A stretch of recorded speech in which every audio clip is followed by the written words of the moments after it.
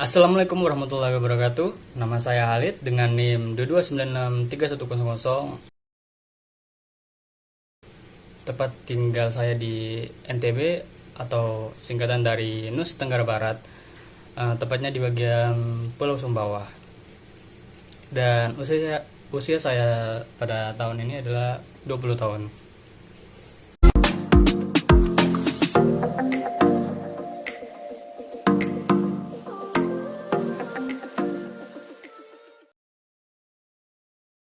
Seandainya saya menjadi pemimpin dalam sebuah organisasi sosial kemasyarakatan, yang pertama-tama tentunya saya akan mendorong keinginan masyarakat untuk menggapai cita-citanya.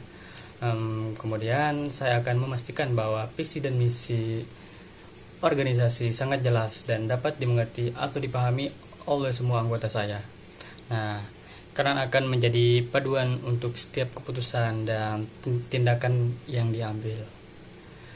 Selanjutnya, saya tidak lupa dengan keadilan masyarakat tentunya, bahwa saya akan memastikan setiap anggota diperlukan secara adil dan setara tanpa memandang latar belakang dan jenis kelamin atau faktor lainnya.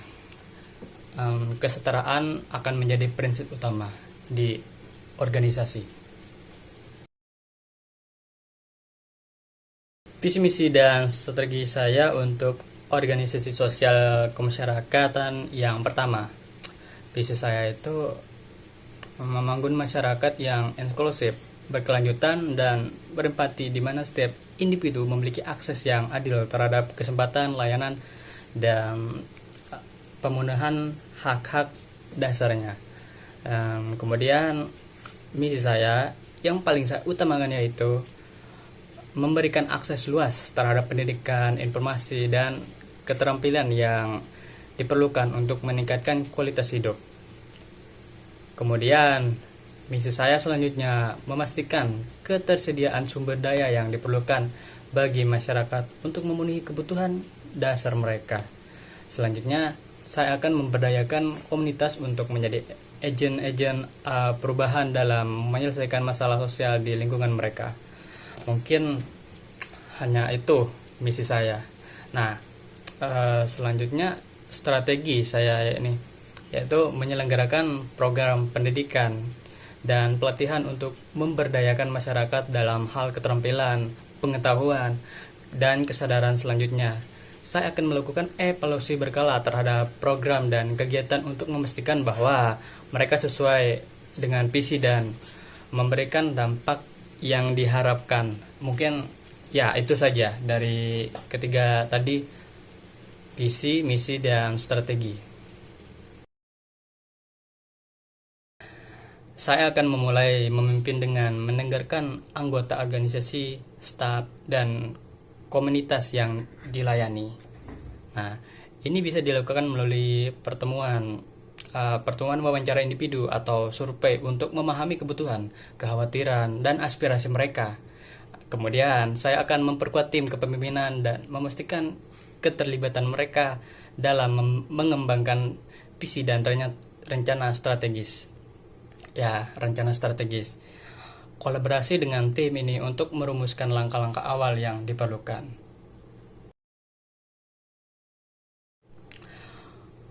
Proses saya menjelaskan kepada anggota agar bisa mencapai visi dan misi saya, yaitu saya akan berkomunikasi secara teratur dan jelas tentang visi dan misi yang sudah saya jelaskan tadi, baik melalui pertemuan atau melalui online juga bisa.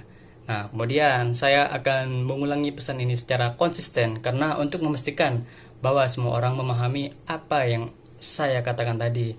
Selanjutnya, saya akan memberikan dukungan kepada anggota untuk mewujudkan visi dan misi dengan menyediakan sumber daya pelatihan atau bimbingan yang diperlukan.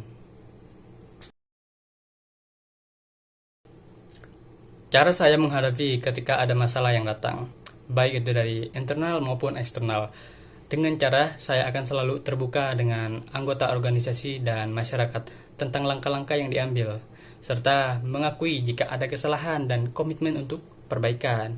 Selanjutnya, saya akan mulai dengan mencari tahu akar atau penyebab permasalahan.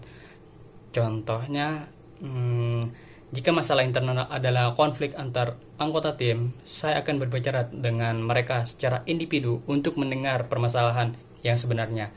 Kemudian saya akan mengembangkan rencana aksi berdasarkan temuan dari identifikasi masalah.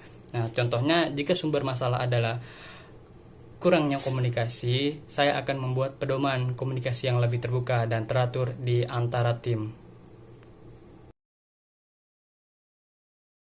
Saya akan memakai gaya kepemimpinan demokratis karena saya percaya pada pengambilan keputusan kolaboratif dan melibatkan anggota tim dalam proses pengambilan keputusan. Ini memberikan kesempatan bagi anggota tim untuk merasa terlibat dan memiliki rasa kepemilikan terhadap tujuan dan keputusan yang diambil. Contohnya, ketika saya memimpin organisasi sosial kemasyarakatan, saya akan mendorong pertemuan rutin di mana setiap anggota tim memiliki kesempatan untuk menyampaikan ide atau masukan terkait keputusan yang strategis. Misalnya, ketika memutuskan program prioritas untuk tahun mendatang, kami mengadakan sesi diskusi terbuka di mana setiap anggota tim dapat memberikan masukan dan argumentasi untuk mendukung program yang diusulkan.